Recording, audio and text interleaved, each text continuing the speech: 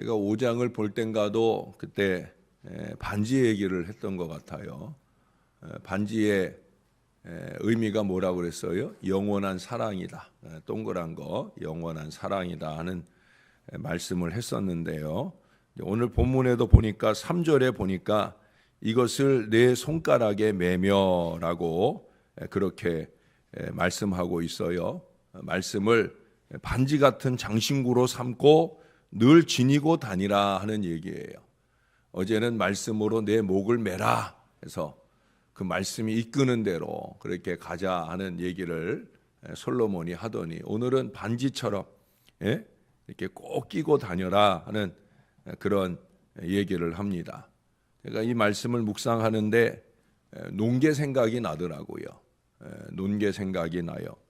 진주의 자랑이며 임진왜란 당시에 바로 그 논개 말하는 거예요. 논개는 적장을 극진하게 대접해서 자기를 믿게 한 뒤에 그 열 손가락이 나중에라도 풀리지 않도록 손가락에 반지를 껴가지고 그 적장을 끌어안아서 이렇게 반지로 다 걸어서 그래서 물속에서라도 그 적장이 자기 힘으로 이 여인의 그 팔을 풀어내고 도망 나올까봐 그래서 반지로 이것을 버팅겨서 풀어지지 않게 그렇게 하고는 적장을 끌어안고 그 촉성로에서 그 강으로인가요? 그리로 뛰어내려서 그래서 그 적장을 죽이는 그런 결과를 이루게 되어지죠.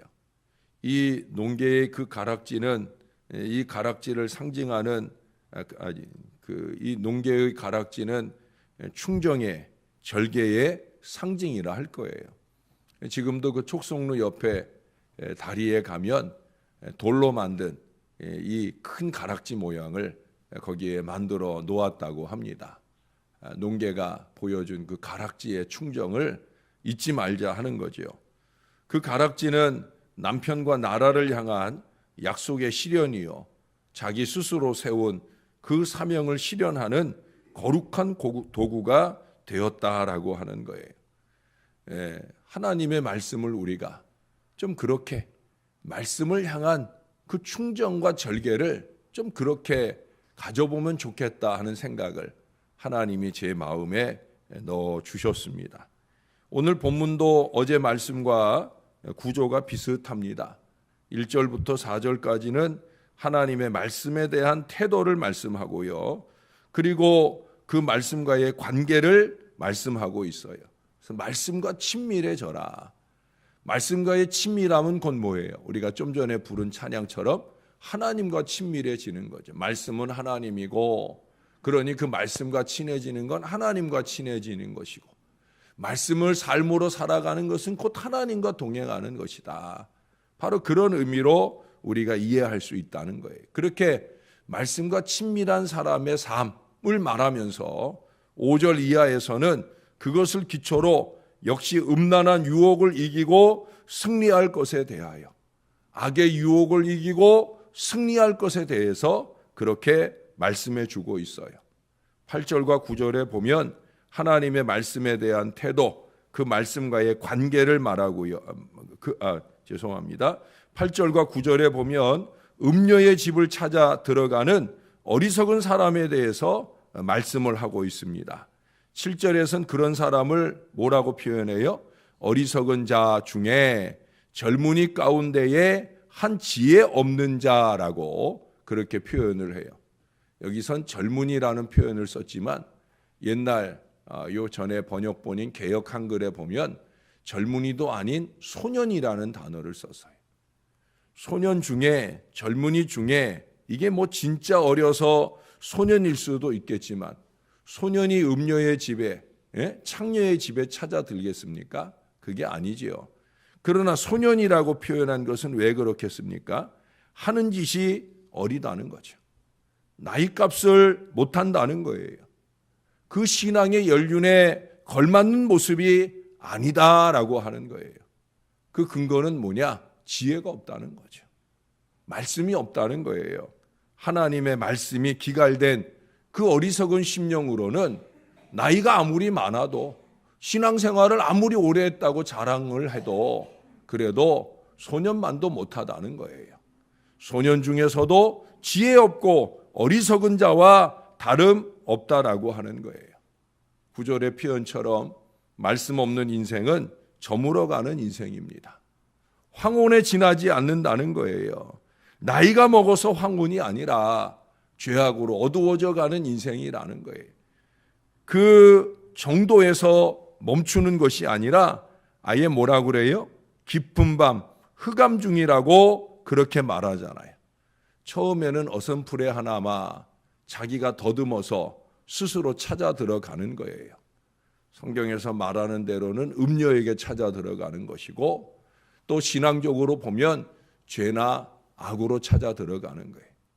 처음에는 어선풀에 자기가 더듬어가며 찾아 들어갈 수 있는 정도였지만 나중에 나오려고 할 때는 혼자 나오기 어려운 암흑이라는 거예요. 길을 찾지 못한다는 거예요. 이게 죄와 악의 속성이에요. 처음에 그 죄를 탐닉할 때는 내가 스스로 시작을 하지만 나중에는 죄가 나를 먹어버려서 나오려고 해봐야 나올 수가 없는 거예요. 죄와 악이 습관이 되어서 하나님의 말씀으로 깨끗해져야 되는데 말씀이 들어오질 않는 거예요. 깨끗한 성수가 자기의 영혼을 깨끗하게 해줄 거룩한 마음이 되어지지 않는다라고 하는 거예요. 여러분, 신앙은 자주 빛을 추구해야 합니다. 밝은 대로 가야 하는 거예요. 투명해야 되는 거예요. 감추는 것은 나쁜 것입니다. 하나님의 비밀도 예수 그리스도를 통해 환히 밝혀졌잖아요. 이제 비밀은 없다는 거죠. 신앙은 비밀이 없어요. 빛 가운데 드러난 이 복음을 믿고 빛 가운데 행함을 추구하는 게 우리의 삶이어야 되는 거예요. 우리가 6장에서도 봤었잖아요. 거기 죄악을 탐하고 불량한 악한 자들은 어떻다고 그랬어요? 눈짓을 하며 발로 뜻을 보이며 손가락질을 하며, 이게 뭐예요? 음흉하게 죄를 만들어 가는 거죠. 악을 도모하는 거예요. 쑥덕쑥덕 그렇게 일을 만들어 가는 거예요. 그것은 하나님의 사람의 모습이 아니라는 거죠. 말씀의 사람의 모습일 수 없다는 거예요. 그러기 위해서 솔로몬은 빛된 삶의 교과서인 이 하나님의 말씀과 친해질 것을 오늘 촉구하고 있어요. 눈동자처럼 손가락에 매며 마음판에 새기라 강조하고 또 강조를 하고 있어요. 육신과 마음 모두와 밀접해져야 된다는 거예요. 심지어 4절에서는요. 지혜에게 너는 내 누이라 하며 명철에게 너는 내 친족이라 하라. 아주 재미난 표현을 쓰고 있어요. 이 하나님의 말씀을 내 형제처럼, 내 친족처럼 그렇게 친밀해져라 하는 그런 얘기예요. 여러분, 형제나 친족이라고 해도 우리가 바쁘다고 해서 자주 만나거나 찾아보거나 하지 않으면 자연히 관계가 좀 소원해지잖아요. 예? 피차에 아무 유익을 주지 못하는 무관한 관계도 될 수가 있습니다. 그러나 비록 피를 나누지 못한 그런 사이라고 할지라도 자주 만나고 교제하면서 그 애환과 기쁨을 나누고 삶의 모범이나 교훈으로서 유익을 주고 나눌 수 있다고 하면 그것은 친족 이상의 관계가 되는 거지요. 이걸 가르쳐 우리는 이웃사촌이라고 해요. 어쩌면 우리 신앙의 교우 관계는 그런 관계보다 더 중요한 관계죠. 예. 우리 신앙의 관계는 이웃사촌보다 더 중요한 관계. 제가 자주 말씀드리는 것처럼 예수 그리스도의 보혈을 나누어 가진 관계. 이것은 육신의 형제 자매 관계보다도 더 긴밀한 관계라는 거죠. 이 관계는 분명히 신앙에 유익을 주는 관계여야 되는 거예요. 근데 신앙 안에서 맺어진 관계인데 오히려 신앙에 유익을 주지 못해. 신앙을 오히려 어둡게 만들고 신앙을 암흑 가운데로 이끌어가는 그런 관계라고 하면 그것은 올바른 관계가 아닐 거예요. 말씀과의 관계도 마찬가지입니다. 우리와 말씀과의 관계는 이 이웃사촌보다 형제 자매보다 더 친해져야 된다는 거예요. 다른 무엇보다 말씀과 친밀한 인생이 되어야 된다는 거예요.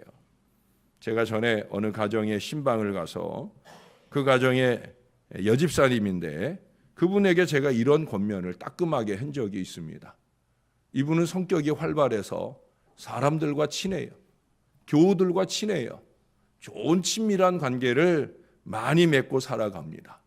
그런데 사람들과 좋은 관계를 맺고 사는 게 나쁜 건 아니지요. 그러나 사람들과 좋은 관계를 맺고는 사는데 하나님과의 관계가 너무 멀어요. 예배 생활도 별로 없고 기도 생활도 별로 없고 그건 건강한 신앙이 아니죠. 사람들과만 친해져서 신앙이 자라는 게 아니라는 거예요. 그래서 제가 그분에게 그런 권면을 했어요. 예배를 통해 말씀과도 좀 친해지시면 좋겠다. 기도를 통해 하나님과 더 긴밀한 관계가 되면 좋겠다. 그것이 건강한 신앙을 사는 비결이다. 다른 사람과 친하게 지내는 게 나쁘다는 거 아니에요. 그러나 사람들과의 관계를 갖는 시간만큼 하나님과의 관계를, 말씀과의 관계를 가져주시면 좋겠다 하는 그런 권면을 드렸어요. 영혼과 삶은 날로 피폐해져 가는데 그저 어울림만 좋아가지고 시간을 낭비하고 삶을 낭비하며 살 수는 없기 때문에 그런 거예요. 무엇보다 여러분, 우리 하나님의 신령한 계획 안에 있는 자신의 삶을 이루지 못하는 아쉬움에 머물러서는 안 된다는 거예요. 우리 교회는 그 사랑방 보고서를 매주마다 리더나 헬퍼들이 내십니다. 그 사랑방 보고서의 제일 마지막 난에 뭐가 있는지 아셔요? 제일 위에 제목에 보면 성경이라고 써 있어요. 거기에 한 주간 동안 읽은 그 사랑방 구성원들의 성경 읽은 장수를 쭉 적게 되어 있어요. 제가 보면 늘 공란이에요. 예. 물론 성경은 안 읽었기 때문에 공란은 아닐 거라고 저는 그렇게 믿고 싶어요. 어쩜 이렇게 성경은 안 읽고 살까라는 생각을 안 하고 싶어요. 거기는 항상 공란이에요.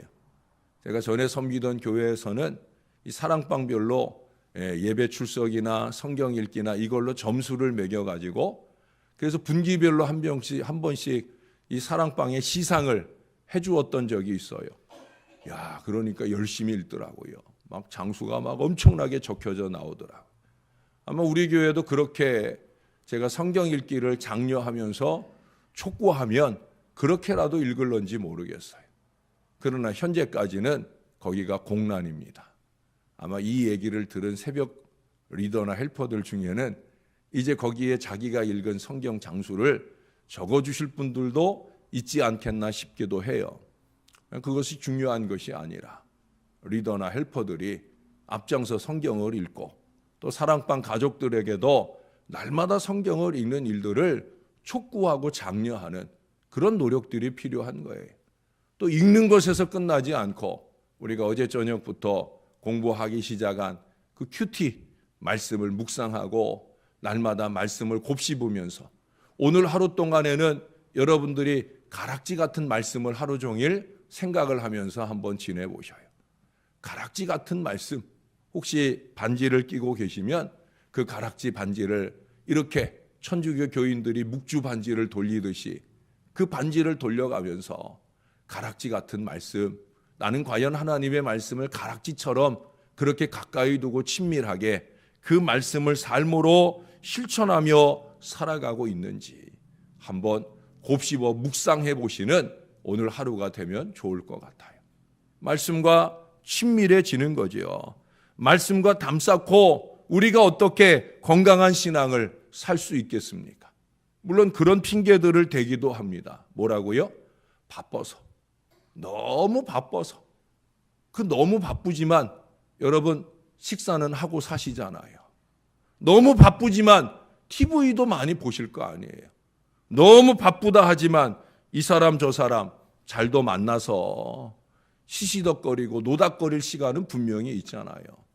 그런 시간을 다 성경 읽기에 투자하라는 그런 얘기하는 거 아니에요. 그런 시간들이 필요하죠. 밥도 먹고 살아야 되고, 그리고 뭐 TV도 가끔 뉴스도 봐야 되고, 또 사람도 만나서 교제도 필요한 거지요.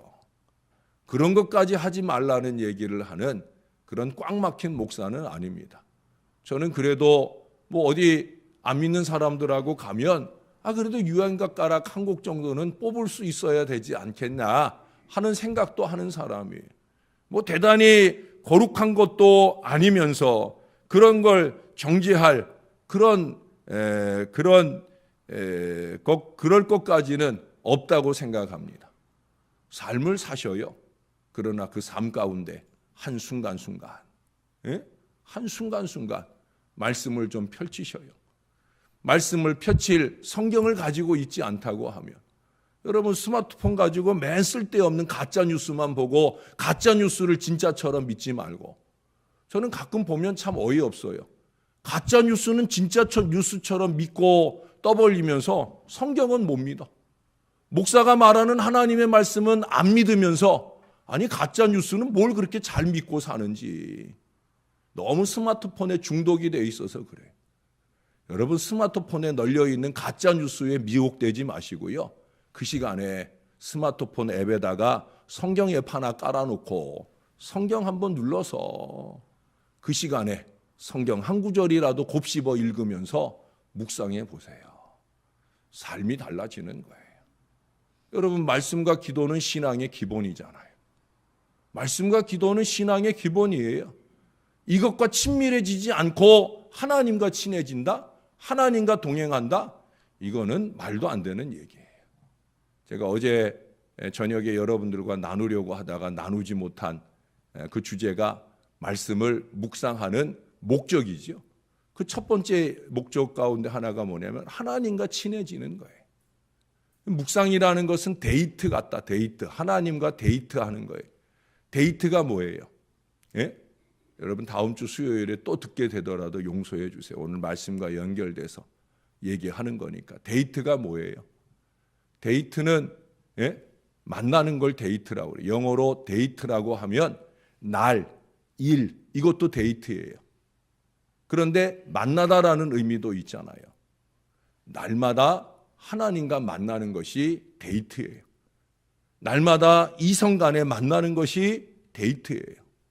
이 어리석은 인생들은 음료를 찾아 만나고, 어리석은 인생들은 자기를 죄악으로 이끌어가는 어리석은 사람들을 만나고 그들의 쏙닥거림에 쉽게 넘어가는 일들을 범하게 되는데, 우리는 아니어야 된다는 거죠. 우리 하나님과 데이트하되 말씀으로 하나님과 친밀해지고 말씀으로 하나님과 동행하면서 그렇게 날마다 순간마다 우리를 거룩하게 만들어가는 이 귀한 작업들을 이루어 가야 합니다. 사랑하는 여러분, 말씀과 친해지십시다. 한 구절이라도 괜찮아요. 하루 종일 그 한 구절의 말씀을 곱씹어 가며 하나님이 나에게 직접 주시는 그 음성을 들어갈 수 있는 거룩한 신앙의 백성, 저와 여러분이 될 수 있기를 우리 구주 예수님의 이름으로 간절히 축원합니다. 기도하겠습니다. 아버지, 오늘도 말씀으로 하나님과의 관계를 여는 이 아침이 되게 해주시니 감사합니다. 이 시간에 듣고 끝나버리는 말씀 아니고, 이 시간에 읽고 닫아버리는 말씀이 아니고, 오늘 하루 종일 이 말씀을 묵상하게 도와주옵소서. 말씀은 내 누이라, 말씀은 내 친족이라 이와 같이 여기며 이 말씀과 친해지는 오늘 하루만이라도 그렇게 살게 하여 주옵소서. 이 하루의 날 데이트가 하나님과 이루어지는 거룩한 만남이 될 수 있도록 그렇게 말씀을 매개로 하는 건강한 신앙을 살게 하여 주시옵소서. 오늘 하루 또 날마다의 삶 가운데 말씀을 통해 하나님과 만나고 동행하면서 거룩한 한 걸음 한 걸음 주님과 함께 살게 하여 주옵소서. 그와 같은 삶을 통해 매 순간 하나님의 영광만을 추구하는 건강한 신앙을 살아 어느 누구에게라도 한 번이라도 얼굴 찡그리게 하는 인생이 아니라 어느 누구에게라도 흐뭇한 웃음으로 우리가 하나님 믿는 사람인 것이 하나님께 영광이 될 수 있는 그 아름다운 모습을 살아낼 수 있게 도와 주시옵소서. 우리가 얼마나 부족합니까? 말씀 없이는 한순간도 바르게 살 수 없는 우리 인생 아닙니까? 그래서 날마다 말씀을 상고하오니 이 말씀으로 우리를 꾸짖어 주시고 이 말씀으로 우리를 바로잡아 주셔서 말씀의 가락지로 아름답게 살아내는 저와 이 모든 자녀들 되게 하여 주옵소서. 근본에 우리가 세울 일꾼들도 그렇게 말씀과 기도의 사람, 신령한 사람이 꼭 세워지도록 하나님께서 간섭하시고 역사하여 주옵소서. 말씀이 육신이 되어 우리 가운데 와주신 우리의 구주 예수님의 이름으로 간절히 기도합니다. 아멘.